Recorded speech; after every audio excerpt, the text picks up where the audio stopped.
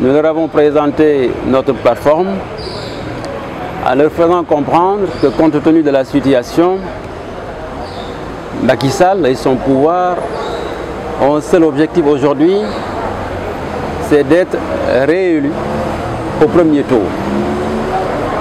Mais sachant que cela est pratiquement impossible à travers un scrutin transparent et sincère, ils ont érigé une stratégie et un plan avec des phases qui principalement sont au nombre de 8.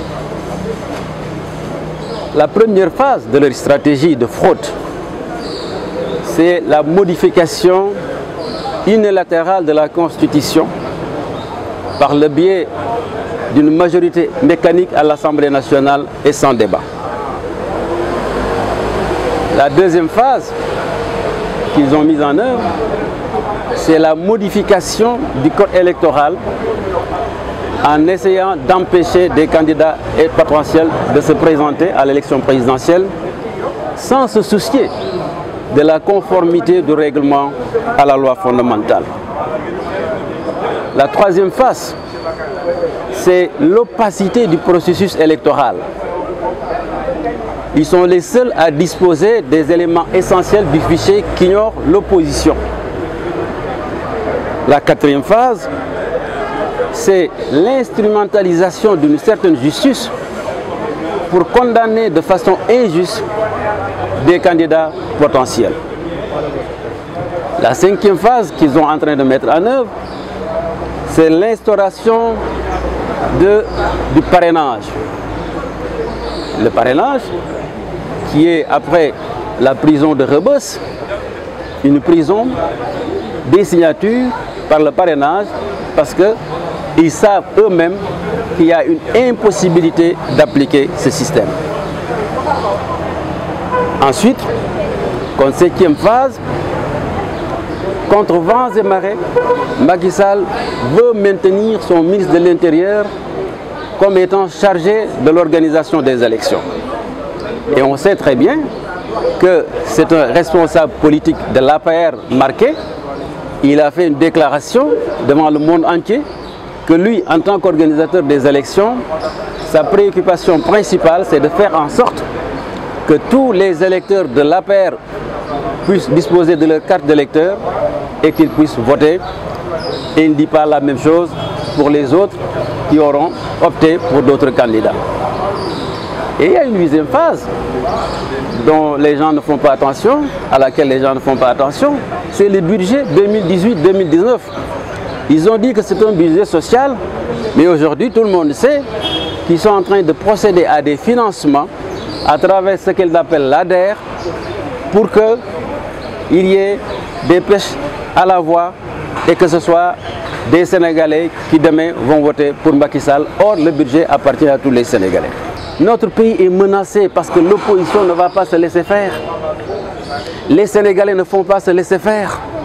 C'est pour cela que le Front se considère comme étant aussi un instrument d'alerte et veut jouer aussi son rôle historique. Son rôle, c'est d'attirer l'attention des Sénégalais et de la communauté internationale.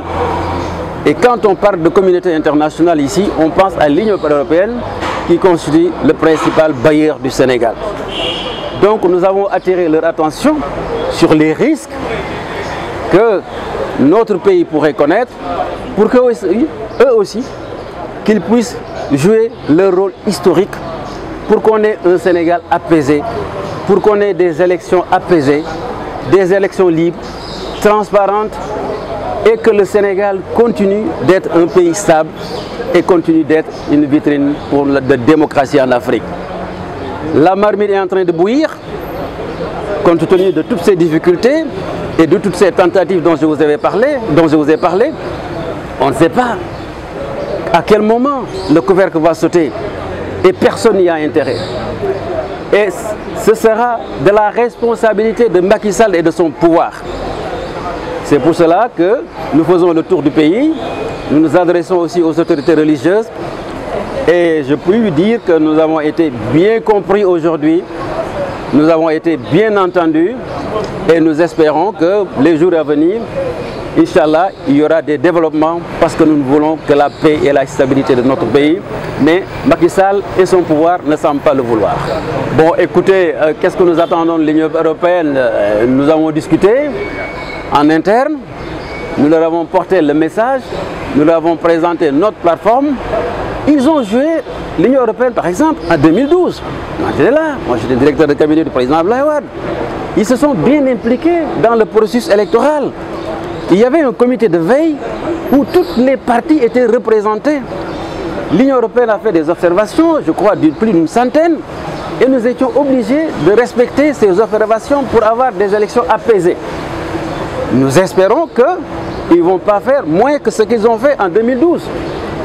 Et ce sont des gens aussi responsables, ils comprennent les enjeux, aussi bien pour le Sénégal que pour l'Afrique. Et nous osons espérer que ça va, il y aura un résultat positif.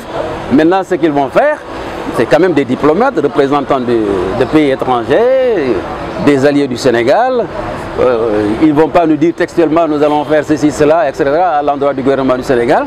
Mais ce qui est important, c'est qu'ils puissent faire passer notre message au président de la République et qu'il puisse le saisir et qu'il rectifie le tir avant qu'il ne soit trop tard.